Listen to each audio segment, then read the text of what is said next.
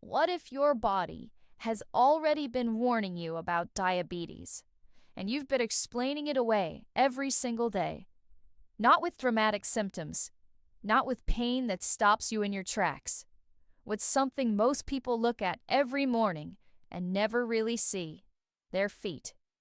Before any blood test, before any diagnosis, before any doctor's visit, the signs are often already there, visible, present, and almost universally misunderstood. Today I'm going to show you exactly what to look for. And by the end of this video, you will never look at your feet the same way again. My name is Dr. Emily Carter. I'm a surgeon with over 20 years of clinical experience, and in that time, I've sat across from more patients than I can count. Patients who came in with wounds that wouldn't heal, nerve pain they'd been living with for years, and complications that could have been caught much, much earlier. Almost all of them had the warning signs on their feet long before they had a diagnosis. On this channel, I share the conversations I have with my patients every single week. The information that doesn't always make it into a 10-minute appointment, but that you absolutely deserve to hear. If you're new here, subscribe now. Every week I post one video that could genuinely change the way you take care of your health. Now, let's get into it. The American Diabetes Association estimates that 1 in 5 Americans living with diabetes right now, over 8 million people, have no idea they have it.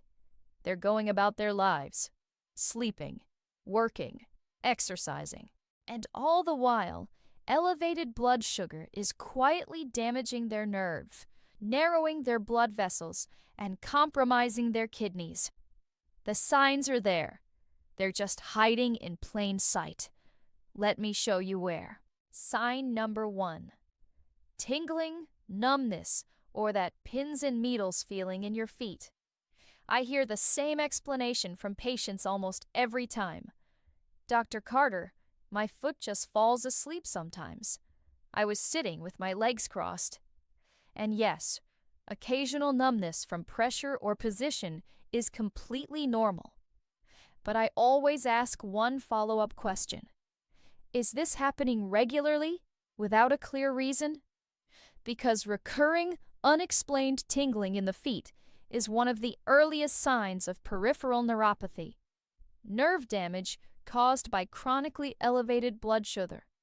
Here's how I explain it to my patients. Think of your nerves like electrical wires. Every wire has a protective coating around it. That coating is what lets the signal travel cleanly from your brain to your foot.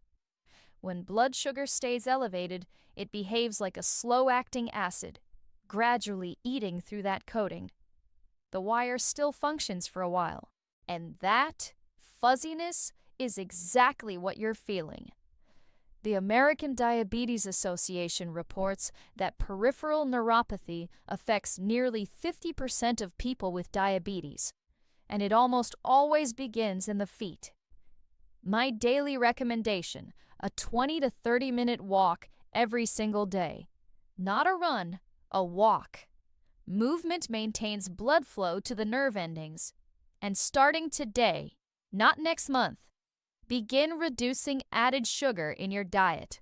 Sign number 2. A burning sensation in the soles of your feet, especially at night. This is the one my patients describe as the most distressing. Not because it's the most dangerous, but because it arrives when they're alone, lying in a dark room, with nothing to distract them from it. Most people I see blame it on a long day, on summer heat, on tired feet. I understand why, but when a patient tells me their feet feel like they're on fire at night, when they're not standing, not walking, not doing anything, I take that very seriously. Here's what's actually happening. The nerves in your feet have been damaged by excess sugar, and now they're sending incorrect signals to your brain, a heat message, even though nothing hot is touching your foot. The nerves are misfiring. I use this analogy. Think of it like a fire alarm with a faulty sensor. The building isn't on fire, But the alarm is screaming anyway, because the sensor itself is broken. Your nervous system is doing the same thing. The burning isn't coming from outside. It's coming from damaged nerve tissue asking for help. Research published in Diabetes Care found that burning foot pain is one of the first reported symptoms in patients later diagnosed with type 2 diabetes, often appearing 1 to 3 years before formal diagnosis. My recommendation: 8 glasses of water daily, and add more fiber to every meal. Vegetables, legumes, oats. Fiber slows sugar absorption, which is precisely what those struggling nerves need. Sign number 3. And I need you to pay very close attention here, because this is where things stop being uncomfortable and start becoming genuinely dangerous. I can't count how many times a patient has walked into my office and said, "Dr. Carter, I had a small blister from my shoe about 3 weeks ago. It's still not healed." They waited. They assumed it would close on its own. And in most people with healthy blood sugar, it would have. But here's what changes when blood sugar is elevated. The small blood vessels throughout your body, especially in your feet, begin to narrow and stiffen. This means the oxygen, the white blood cells, and the nutrients your body uses to repair tissue simply cannot reach the wound in time. The wound stays open, vulnerable, and slow to close. I explain it this way. Imagine trying to water a garden through a hose with a serious kink in it. The water exists. It just can't get where it needs to go. That is what high blood sugar does to circulation in your feet. And an open wound with compromised circulation is an infection waiting to happen. The CDC reports that diabetic foot ulcers are the leading cause of non-traumatic lower limb amputations in the United States, over 100,000 every year. Almost all were preceded by a small, ignored wound. My recommendation: tonight after your shower, sit down and examine both feet carefully. Look between every toe. Check your heels. Any cut or broken skin that hasn't improved in 48 hours, call your doctor. Not next week. 48 hours. Sign number 4. Darkening, redness, or a bluish tint around the ankles and lower legs. Patients see this and tell me, "I always had darker skin there," or "I think it's just sun damage." Sometimes they're right, but there's a very specific pattern of discoloration I look for when assessing blood sugar risk, and it tells a story. When circulation is compromised by elevated blood sugar, the skin in your lower legs and feet isn't receiving enough oxygenated blood. Think of your blood as a delivery system. Your feet are at the very end of the longest route in your body, further from your heart than anywhere else. When the roads narrow because of damaged blood vessels, deliveries stop arriving on time. The skin, starved of fresh oxygen, changes color. That discoloration is a distress signal you can actually see with your own eyes. A study in the Journal of the American Academy of Dermatology found these changes are detectable on average 18 months before a formal diabetes diagnosis. My recommendation: 5 minutes of ankle circles, toe raises, and calf stretches every morning. That small movement drives blood into your feet. If you can't exercise, elevate your feet slightly while sitting. We're halfway through, and I want to pause for just a moment. Have you recognized any of these signs in yourself or in someone you love? Go to the comments right now and type yes or no. That's all. I read every single comment on this channel, every one, and your answer helps me understand what topics matter most to you. And if this is helping you today, hit the like button. It takes 1 second, and it helps YouTube show this to the seniors who need it most. Now, let's keep going. Sign number 5. Deep, persistent heel cracking that no moisturizer seems to fix. Dr. Carter, my heels crack every winter. It's just dry skin. I hear this constantly. Seasonal dryness is common, and I acknowledge that. But when heels are cracking severely in the middle of summer, or when creams and lotions make no lasting difference, no matter how consistently you apply them, that is a different conversation. Diabetes affects the autonomic nerves, the ones controlling automatic functions your body manages without you thinking about it. One of those functions is regulating moisture in the skin. When these nerves are damaged, the sweat glands in your feet gradually stop working. Your skin loses moisture from the inside out, and no lotion addresses the root cause. Think of your skin like a sealed wall. When the autonomic nerves are damaged, the mortar between the bricks starts crumbling. Cracks form, and those cracks are open entry points for bacteria and infection. My recommendation: moisturize your feet every night before bed. Lotion or pure coconut oil on the soles and heels. Never between the toes. Trapped moisture invites fungal infection. And drink 8 glasses of water daily. Hydration begins from the inside. Sign number 6. Consistent swelling in your feet and ankles, especially leaving deep sock marks by evening. Occasional swelling after a long day on your feet is normal. I want to be clear about that.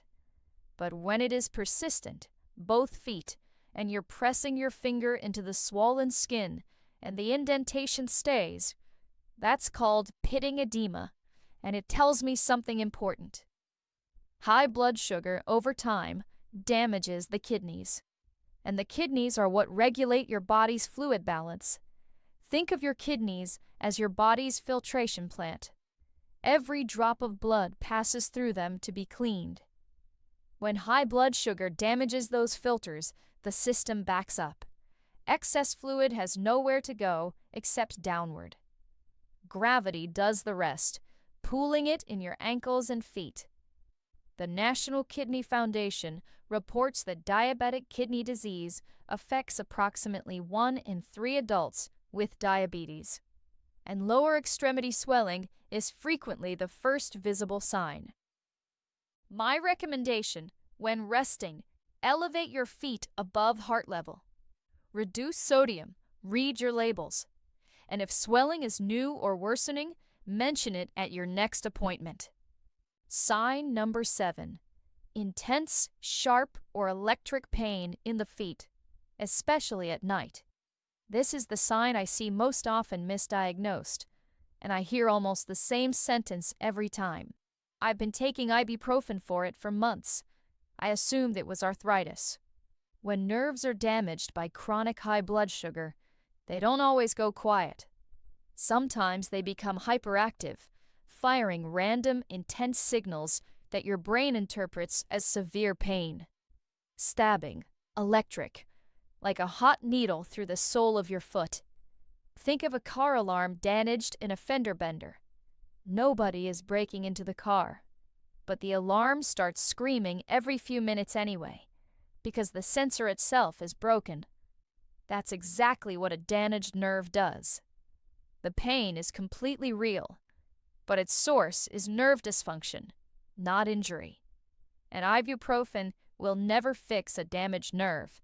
It only masks a signal your body is desperately sending. A study in the New England Journal of Medicine found painful diabetic neuropathy affects approximately 25% of people with diabetes and is routinely mistaken for arthritis or age-related joint pain. My recommendation: 5 minutes of gentle foot and ankle stretching before you get out of bed each morning, and a gentle 3-minute massage along the sole each night. Sign number 8. Feet that are cold regardless of the weather or how many blankets you're under. Dr. Carter, I've always had cold feet. My husband has been stealing the electric blanket for 20 years. I smile every time I hear that. But then I ask, are your feet cold in July cold under 3 blankets while the rest of your body feels warm, that changes everything. Feet that remain cold, independent of ambient temperature, are a strong signal that circulation to your lower extremities is significantly compromised. Your blood vessels have narrowed to the point where warm blood simply isn't arriving at your feet in sufficient volume. Think of your circulatory system like a heating network, running pipes to every room in your house. When those pipes narrow from blood sugar damage, the heat doesn't reach the far end. The room stays cold, no matter how hard the furnace works. The American Heart Association identifies peripheral artery disease, caused by narrowed blood vessels, as affecting over 8 million Americans, with diabetes being the single largest risk factor. My recommendation: a brisk 30-minute walk every day. Arms swinging, purposeful pace. This forces circulation deep into the lower legs and feet. Start with 10 minutes if 30 feels too much. Just start today. Sign number 9. And this is the one almost nobody ever talks about. I have never seen it in a patient brochure. I rarely hear it discussed outside clinical settings. But when I do a foot examination and I look at a patient's lower legs, and I see a visible absence of hair on the shins, the lower calves, and the tops of the feet, I make note of it immediately. And the patient almost always looks down and says, "Huh, I never noticed that." That's exactly the problem. Hair follicles need a steady supply of oxygenated blood to function. When circulation is significantly impaired by long-standing elevated blood sugar, the follicles in the lower legs gradually stop receiving what they need. Over time, they stop producing hair entirely. Think of it like a garden. When the irrigation pipe narrows, the plants don't die overnight. That missing hair is your body marking years of compromised blood vessel health, visible, measurable, and almost universally overlooked. Research published in Diabetes, Obesity, and Metabolism found that hair loss on the lower extremities correlates significantly with peripheral vascular disease in diabetic patients, a sign physicians are specifically trained to identify. My recommendation: right after this video, look at your lower legs. If the hair is significantly thinner than the rest of your leg or absent entirely, schedule a blood glucose test this week. A fasting blood sugar test costs approximately $12. It is covered by Medicare from most of you watching. $12 could change the entire trajectory of your health. One of the hardest parts of my job, and I mean this, is sitting across from a patient who has had 7 or 8 of these signs for 2 or 3 years, and is only now learning what they meant. Not because they didn't care about their health. They cared deeply. They just didn't have the information. You now have it. And I want you to do just one thing with it tonight. One thing. Before you go to bed, sit down, take 30 seconds, and look at your feet. Look at the skin. Check for any open wounds. Notice if anything on this list feels familiar. 30 seconds. And if something concerns you, call your doctor tomorrow. Not next week, tomorrow. Because here's what I know after 20 years of practice. Caught early, blood sugar is manageable. In many cases, a change in diet, a daily walk, and one honest conversation with your physician can reverse the trajectory completely. Don't let something this manageable take any of it from you, just because nobody told you what to look for. Now you know. Before you leave today, I have one simple question. Looking back at everything we covered, how many of these signs have you noticed in yourself or in someone you love? Type the number in the comments. Just a number. 0, 1, 3, 5, whatever it is. I read every single comment, and your answer tells me what to cover next. If this video helped you today, share it, put it on Facebook, text it to a sibling, a spouse, a neighbor. you might be giving someone the exact information they didn't know they needed. I'm Dr. Emily Carter. New video every week. Topics that matter for your health after 60. Take care of those feet.